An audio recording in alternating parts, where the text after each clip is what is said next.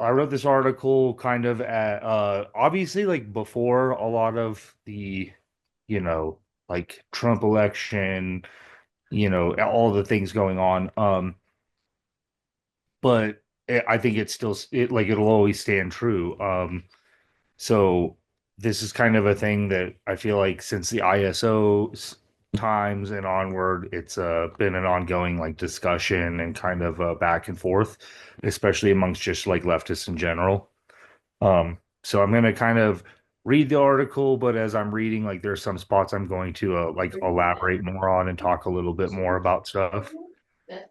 So uh soldiers are often seen as willing agents of the state and class traders, much like cops, revolutionary history, and Marxist class analysis show otherwise. Enlisted soldiers are, in fact, workers in uniform, and their radical potential is crucial to building a revolutionary movement. As imperialism keeps intensifying through new and expanding military operations around the world, in the drive to access new markets for the capitalist class, communists must understand why we should view soldiers as workers. We also need to consider how to persuade them to support our political beliefs rather than being swayed to right wing ideologies. Many soldiers understand the oppressive nature of our government and recognize the lack of social programs in our society. They experience the privilege of universal health care, but have also experienced the pain of private health care. They see how much less stressful life is when you don't have to worry about whether you will have housing or not. They are well aware of life outside the military, where over 26 million people, a large portion being veterans, make up the unhoused community. Um, on social media, there's a tendency among ultra leftists to dismiss service members as a kind of warrior elite with no potential to contribute to class struggle. This view can be disproven by centuries of history, as well as a clear analysis of our current material and military conditions. Historically speaking, in every revolution, a segment of the military has broken away from the oppressive state and taken sides with the oppressed. By excluding enlisted soldiers from our analysis and organizing efforts, we create an opening for right wing ideology to take hold. So, kind of class history of warfare. During the early antiquity, an army's rank and file were filled with the lower strata of peasant farmers and craftsmen. One's class position would determine what jobs were performed while in service, with those of more wealth having better equipment and more prestigious positions. Um, the class inequality in welfare considered under this class inequality in welfare continued under feudalism through medieval times. Soldiers from peasant classes were conscripted into armies by their feudal landlords. During this period, peasants not only had to serve, but also were required to outfit the lord's army, often to the detriment of the family and communities who all had to bear the additional burden. So, kind of going back to where it talks about how did they have to outfit the military and like how did that work in prestigiousness, like the prestigiousness of like where you were. Obviously, the more wealth or more money you had during these times, especially during like if we think of like not chattel slavery, but like slavery, pre-feudalism slavery, people that had that kind of wealth or status, they were able to have, better crafted weapons, better crafted armor, they were able to have horses, and outfit, small like little armies themselves and things. So in a way, like the more money or status you had, the better, like equipped you were for battle. That didn't mean that you weren't partaking in battle. Obviously, like, you know, a lot of these like peasants or things were just like kind of initial like bodies being thrown into like a meat grinder at first. So these, lords and whatnot could go get their prestige or whatever you want to call it. And also like the detriment to families and everything that kind of come from this is, when we think of like during like feudal times and stuff like that, they also had to outfit, militaries and all of these things with food and stuff like that. So when you're a peasant and you're already like scratching out like a meager living and trying to like sustain yourself, and now you have to contribute to like a warring party, that obviously starts to tax on like the home life and family life and everything like that. So during the U.S. Civil War, soldiers on both the Union and Confederate sides were drafted from most marginalized communities, such as newly arriving immigrants, landless workers, and Black Americans, both enslaved and free, to fight the battle for which labor process, proletariat, or chattel slavery would reign supreme. Um, so just some like little stats on this: between both Confederate and Union soldiers, 30% were immigrants, majority coming from majority of those going to the Union. But there was still a good portion of immigrants going into, I think it was the Corpus Christi area. Um, and then 10% of the Union's army was made up of black service members, which were either fleeing or already what were called freemen. Um, and we kind of see how at the end of this war, um, what we hear in common history and everything like that. You know, racism was beat, slavery was ended, and all this stuff. But if we like actually look at it, there was a small minority of people that benefited from the uh total uh like proletarianization of um the US economy, and they continued to benefit. I'm thinking of people like the like Rockefellers and things like that. During the two world wars, the Korean War and the Vietnam War, it was again the working class who were called upon by the capitalist class to fight their battles for plunder and profit. So some more stats: World War One, 2.8 million people were drafted. In World War Two, over 10 million. In the Korean War, 1.5 million were drafted. In Vietnam, 1.8 million were drafted. And especially when we look at like the World War II, Korean and especially the Vietnam War, a lot of black service members at that time were, this was some like, I mean, they were in World War One as well, but like you think of like the Tuskegee Airmen and all of these things. Like this is where like a lot of still segregated units were, participating. In Vietnam. The vast majority of people drafted were young black men to serve in the infantry, which resulted in the vast majority of, the casualties received there, which, you know, some people might try to say that that is that's just the numbers, how it shakes out, but like that's not real. Um, Between 1939 and from 1939 to 1943, the gross domestic product went from 2% to 40%.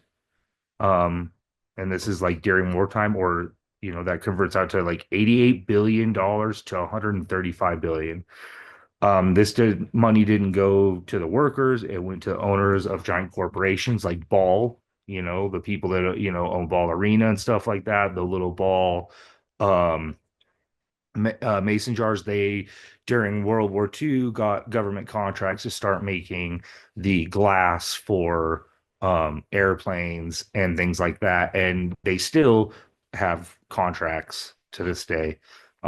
So that was just kind of going over 39 to 43 because that is considered kind of when you know, America's economy really turned to like a war economy. Um, it is no different today what Eugene Debs so eloquently stated in his Canton, Ohio speech in 1918, a speech for which he was sentenced or for which he was arrested, still holds true in the 21st century. The master class has always declared the wars. The subject class has always fought the battles. The master class has had all to gain and nothing to lose, while the subject class has had nothing to gain and all to lose, especially their lives. So, class dynamics in the military. It is important to understand the class relations and dynamics within the United States military in order to help further understand the enlisted soldiers or that enlisted soldiers are workers. These dynamics are microcosms of how class oppression in greater capitalist are these dynamics are a microcosm of how class operates in greater capitalist society. In the civilian world, we see a clear distinction between class, the bourgeoisie and proletariat, or the bosses and the workers, and how their class privilege or lack thereof determines the social conditions under which they labor. With the environment of the military, the role of the bourgeoisie is filled by the officer corps and the senior non-commissioned officers, while the ranks of the enlisted soldiers and junior non-commissioned officers correspond to the proletariat. Um, just like real life, um, some officers are sympathetic, and I've got some examples, are sympathetic to like social movements, social causes. They kind of begin to reject orders and turn away from the military. And some junior NCOs are, it I what I would say in it for themselves. They're in it to move up. I kind of think of it just like, you know, there's a difference between like a business owner and someone who's like the best that a worker can get to is upper management, right? So like there's some of these people that like that's what they see. So it's not to like inflate or like romanticize these positions at all. It's just kind of this is kind of like a generalization to think about how it works and operates. Just like workers and bosses, these two classes are opposed to one another. One class is charged with and seeks to enforce and carry out the orders of the imperialist ruling class, which they will, in theory, benefit from. And I've got some examples of how they benefit. Like lots of officers leave the military and go on to have consulting jobs, like government consulting jobs. They'll have high, like priority DoD job positions, which they've spent years kind of working on. They'll get contracting jobs, they'll get lobbying jobs, and even like they'll even become politicians. For example, the ever famous Ron DeSantis was an officer and actually um, served at Gitmo and oversaw a lot of the torture and things that were going on. Um, you know, Mr. I don't know, Princeton or Yale graduate or whatever is like becomes a JAG officer, a lawyer or whatever in the military and is over there as supposed to be a representative of these people, but he oversaw forced feedings and everything like that of prisoners that were on hunger strikes.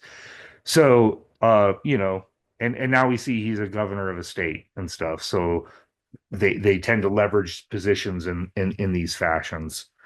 The other class is baited into service for their own security, used as the cudgel, then tossed away like last night's trash when no longer needed.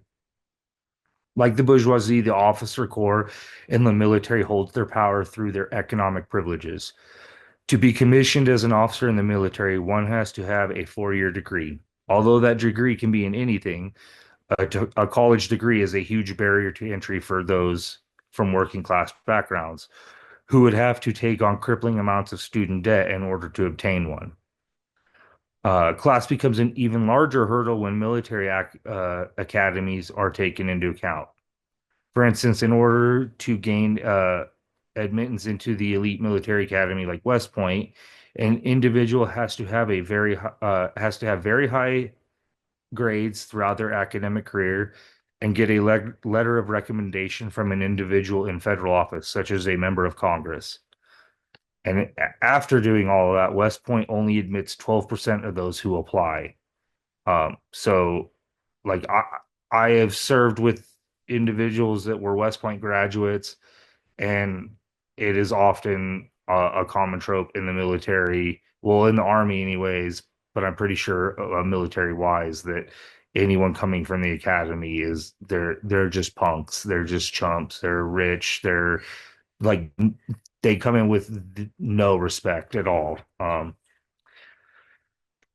So to walk off the streets and enlist to be what is called an everyday ground impounder, you only need to take the Armed Service Vocational Aptitude Battery Test, or the ASVAB. At my high school, in order to take the SATs, you had to pay for it, but the ASVAB was free. So uh, I took the ASVAB. This is a placement test that selects the military occupational specialty, or MOS, in which you will serve, with the lowest scoring people serving in the most hazardous and dangerous jobs often. Um, just like in the civilian world, coming from an advanced class background allows for valuable privileges, opportunities, and safeguards. In contrast, coming from a disadvantaged class background increases the risk of chronic stress, strains, and hardships. So, this is some really cool propaganda here. I hope you guys intake all of this. Um, a common trope is the U.S. military is an all volunteer military, and therefore the recruitment process now is just and equitable. This is this repeated line gives the illusion that everyone who joins the military does so enthusiastically in order to defend their country. Uh, this is a gross distortion of reality. Um, so we have veterans within Denver Communist and Firebrand who have said that patriotism was the last thing on their minds. I'm one included. Of course, it seems like everyone is a. Of course, it seems like everyone is a patriot who joins, that we like hear about, because news and things like that, like outlets of that nature, are only going to show those that support. They're not going to show the um like dejected soldier and things like that. Um and as you see, like, you know, 10 reasons to join: guaranteed pay, 100% tuition for college, guaranteed job skills training, medical and dental coverage, 30 days paid vacation every year. Like when you look at these and you look at like the typical jobs out in the on the market right now, I mean, how can you argue something like that? You look over here, start your career a step ahead, advertising for like when you get out of the military, you're a step ahead. They try to talk that up. Um, oh, like I wish didn't even get a single dollar, but apparently now $50,000 enlistment bonus. Um, the guy down here talking, he's talking to a bunch of high school students. And if we look at, the demographic of students, it is a lot of POC. It looks like there is a pretty even mixture of, you know, female male ratio. And then the one above just kind of shows that this isn't new. Like this is even back in the day, like this propaganda was kind of going on.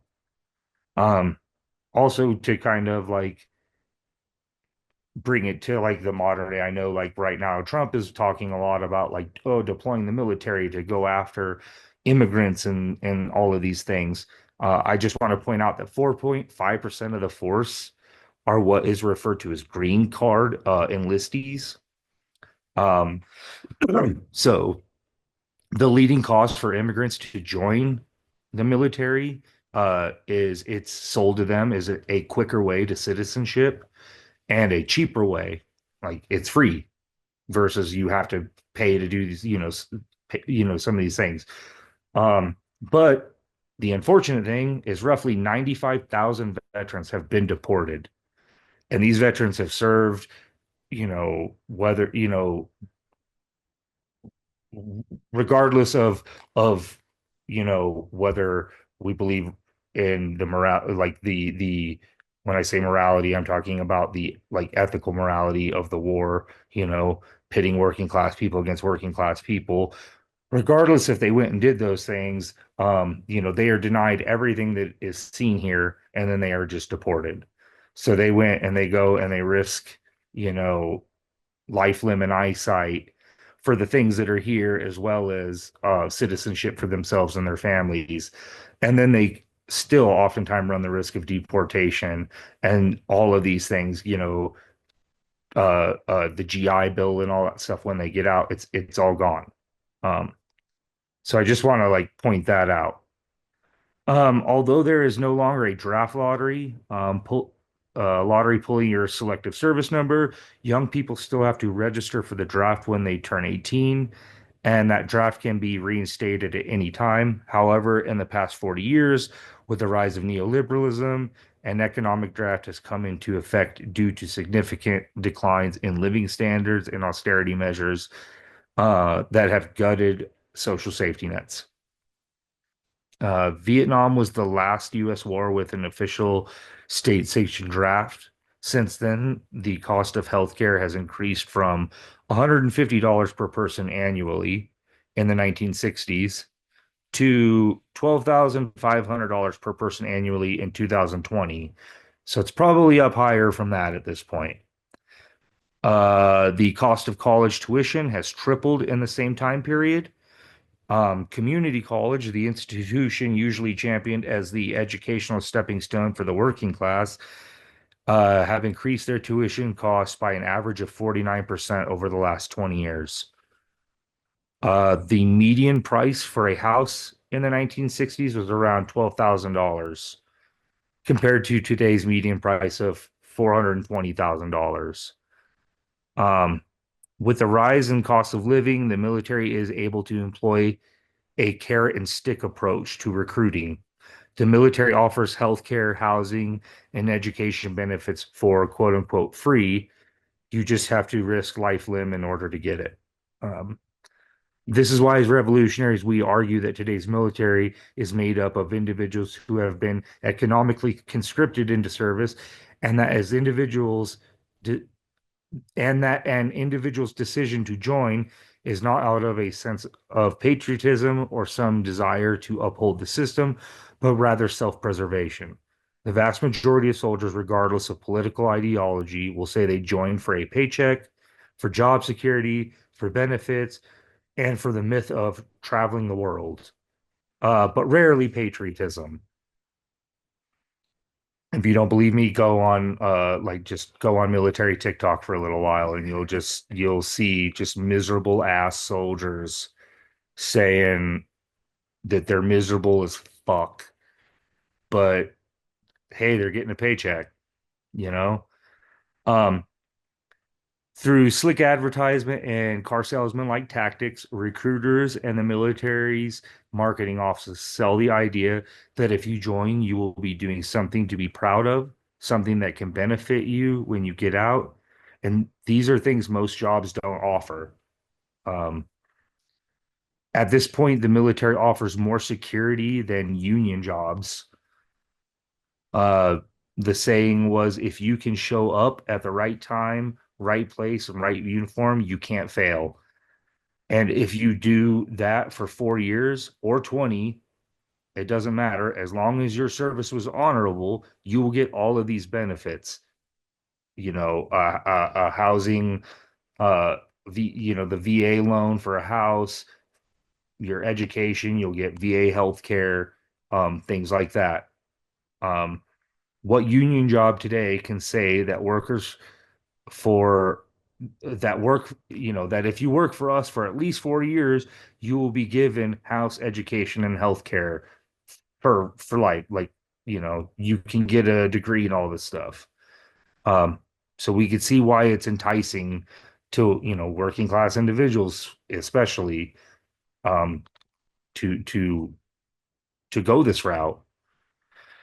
The military has cultivated an image that depicts it as an advanced and technical military and its service members as highly proficient in marketable skills, just like I said, to start your career ahead.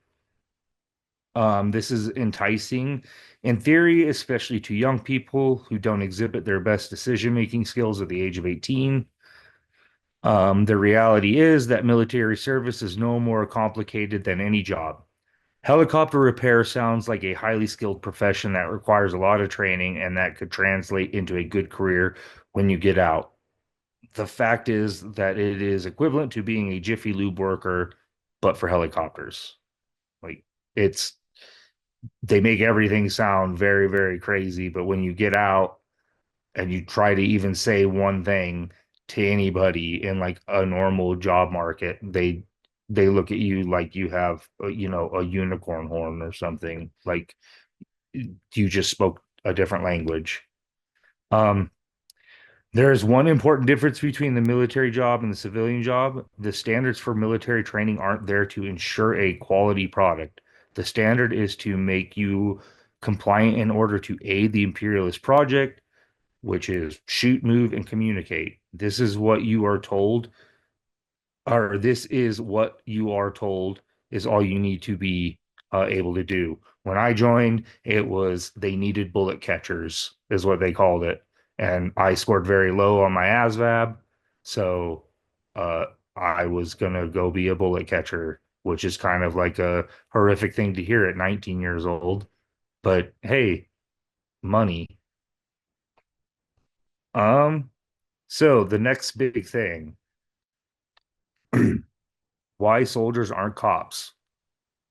If you listen to many leftists, you may conclude that soldiers and cops fulfill the same role in society and that there is no potential for radicalization among the ranks of the U.S. military. There are certainly similarities. Both soldiers and cops wear uniforms, use similar weapons, and follow government orders. Um, such as the 1033 program, which is the program that transfers uh, military equipment like all of the, you know, MRAPs and Humvees and these things that we see that are military vehicles. Those are transferred from the military to police forces. Um, I know personally, I've seen Texas SWAT take U.S. Army air assault courses, as well as I've seen other agencies take sniper school courses alongside, military people. But unlike cops, soldiers can be radicalized throughout history. Many soldiers have been won over to working class and revolutionary consciousness, even up to the current days with the George Floyd uprising and the Palestinian Solidarity Movement.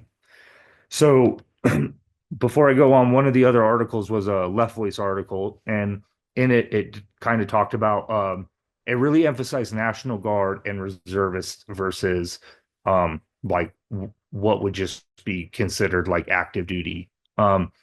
And I kind of disagree with the take of the National Guard and reservists are more they have greater potential because they're still in a way part of the quote unquote working class. Like they still hold a normal, you know, day job or whatever, and then it's just 1 week in a month, 2 weeks a year.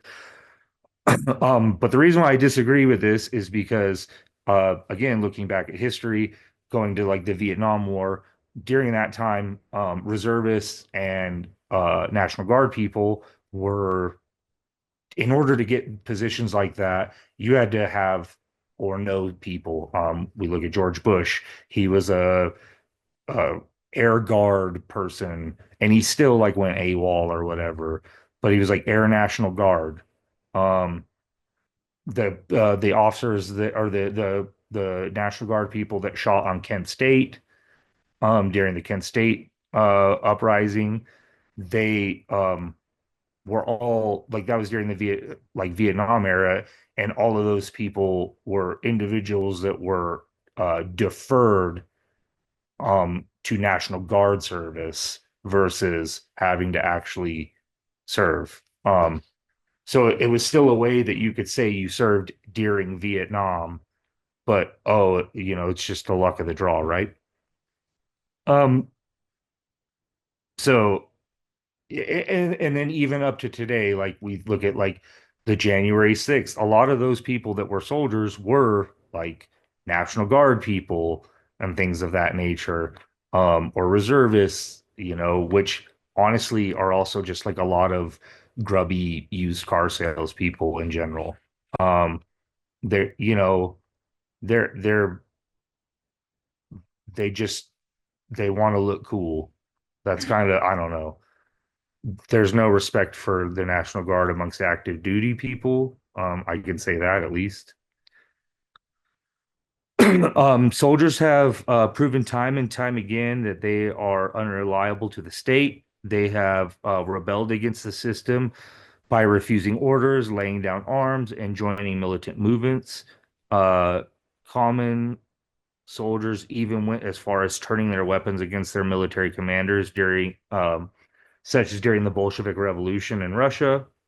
Veteran soldiers formed the Arditi del Popolo, an anti-fascist militia during revolutionary Italy, to counter the black shirts. Um, the rate of fragging of officers by enlisted soldiers in the field was widely considered to be a factor in the US's withdrawal and eventual defeat in Vietnam. Up to 450 officers were killed in fraggings. I personally, on my last deployment, threatened to frag my company commander over some bullshit. Uh, which the bullshit was resolved. I still got in a little trouble. Um, I didn't get to frag my company commander. Um, so moving on. So I kind of I want to talk about some, people that are well known or whatever that have radicalized. And like I said earlier, there are some officers that are sympathetic or empathetic to movements and causes, and then, just like there are some, rank and file people that aren't, right? It's not a homogenous thing. It's just a way to break this down. But I want to talk about Colorado's own Silas Sewell, who was a captain in the Colorado National Guard here. And when the Sand Creek Massacre was happening, he refused to have his troops fire on um, the Cheyenne and Arapaho. He actually had them turn. There was another person that was next to him and saw it, and his name was Lieutenant Kramer, who did the exact same thing with his unit. So two of these units turned, and obviously the Sand Creek Massacre is an atrocity that is, like been out to the site, studied this thing. It's unfathomable, but having these two companies, which a, a company is 100 plus people usually, not firing and attacking. I think that obviously things could obviously have gone so much worse had these people not resisted. And at the end of the day, for his action, he was assassinated here in Denver. And then the next person over is Spencer Rapone. He's got the Communism a Win.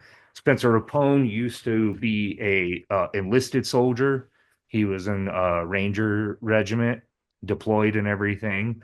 Um, but he did the Green to Gold program and ended up getting the ability to go from being an enlisted soldier to West Point to be a cadet. And throughout his time at West Point, he just started radicalizing. And at the end of his graduation, he kind of made this statement. And for this, he was kicked out of the military. And he's ever since he's been a anti-war activist and stuff like that. Um, Pat Tillman, everyone likes to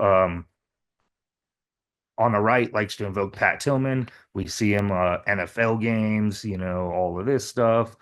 But the thing is Pat Tillman was assassinated by his unit. It was fratricide because you know, it, I said earlier that not everyone joins because of patriotism, but there has been times that we can look in history. I'm thinking of World War II and I'm thinking of 9/11, where people felt this patriotic need. And Pat Tillman felt this patriotic need and he joined and he went to Afghanistan and he came back and immediately turned around because he was in a Ranger unit and went to Iraq. And when he got to Iraq, he was like talking to his brother who was also in the military and saying, this is an illegal war. This is fucked up.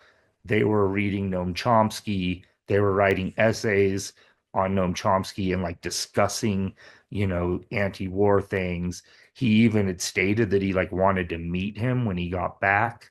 And then all of this was kind of discovered and him being such a public figure, obviously that would be detrimental.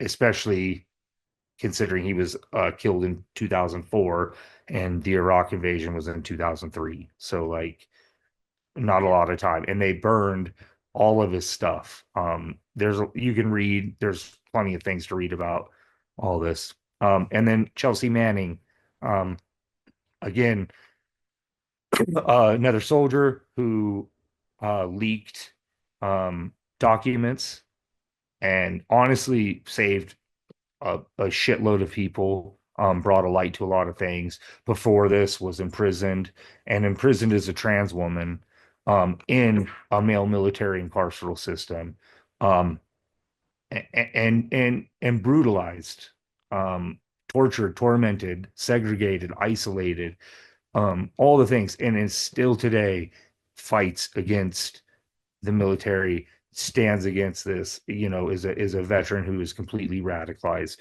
Um, and then, here's some more.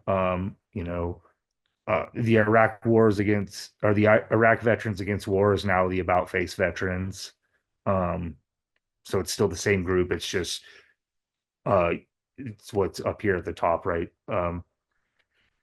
So Aaron Bushnell's self-immolation is the most recent example of an extreme protest by a common soldier against the imperialist war machine. These actions are powerful because they strike at the heart of the system and its militaristic ideology, functioning to weaken and delegitimize the ruling class. In his 1907 pamphlet, Militarism and Anti-Militarism, German revolutionary socialist Karl Liebknecht wrote, modern militarism wants nothing less than to square the circle. It arms the people against the people itself.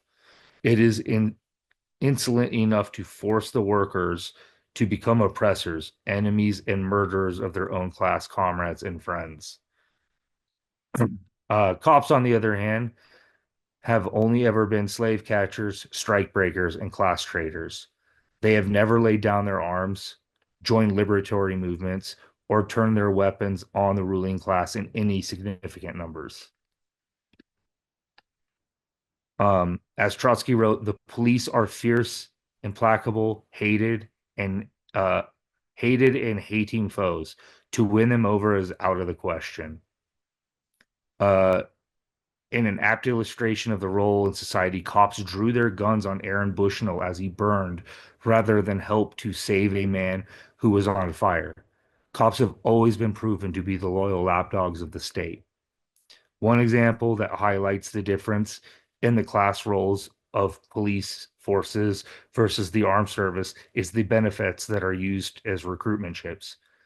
A large majority of soldiers go into the military to do their initial contract of 3 to 4 years and get out to gain some healthcare security through Veterans Administration things, college education, and housing qualification. The average yearly wage of a soldier who serves just 4 years is around $30,000 a year. Approximately 14% of soldiers who come in for this initial contract face food insecurities and qualify for food stamps while they're in, not as like a precondition to coming in. That's while they're serving. It's important to remember that as long as the military holds these resources hostage, the working class will never obtain them, and the military will always be seen as a way to improve one's material conditions, albeit at the expense of others.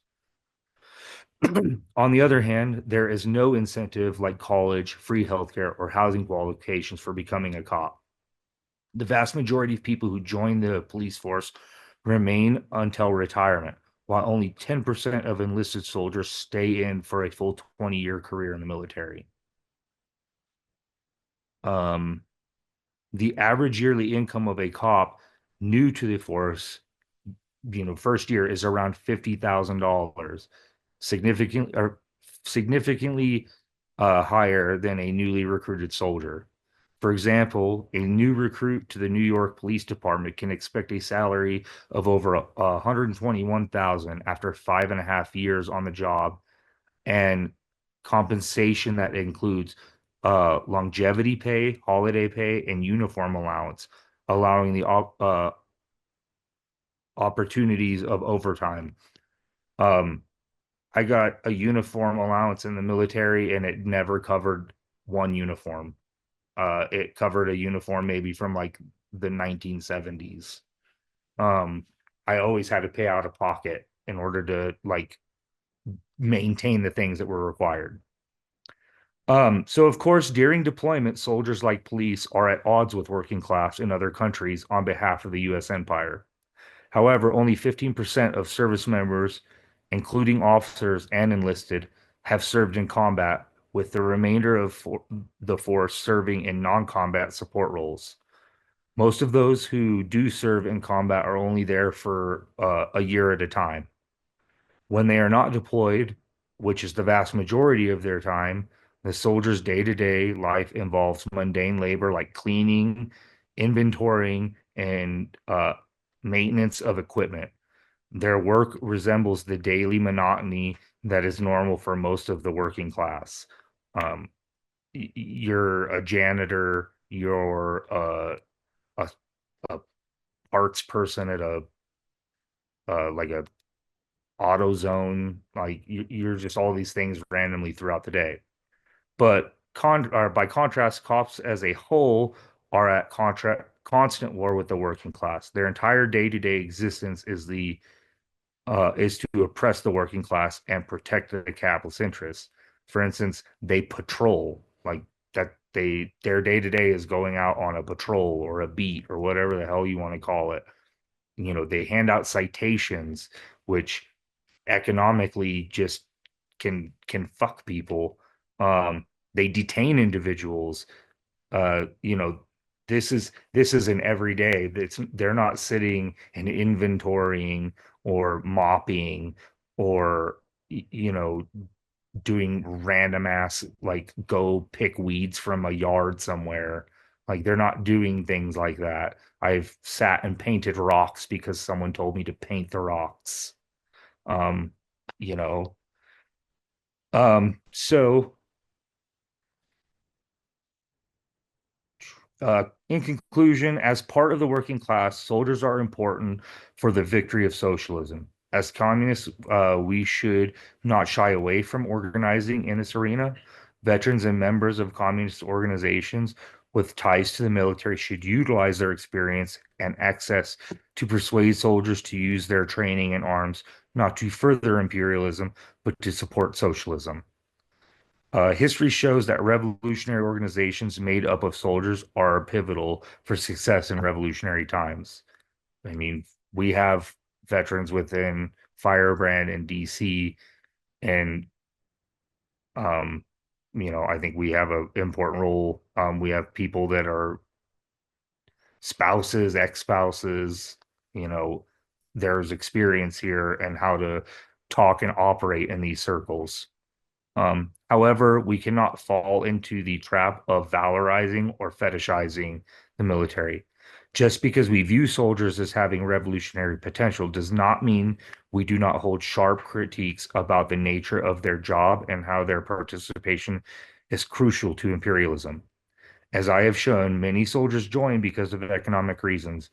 but this does not automatically mean that they will be able to see their own exploitation.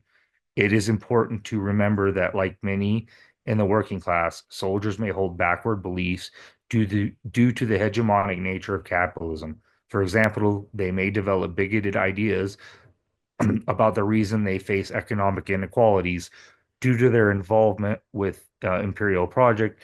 They are also very susceptible to nationalism. None of us spontaneously woke up with working class politics. Someone or something highlighted the contradictions within capitalism that we all see every day. As Lenin said, without revolutionary theory, there can be no revolutionary movement.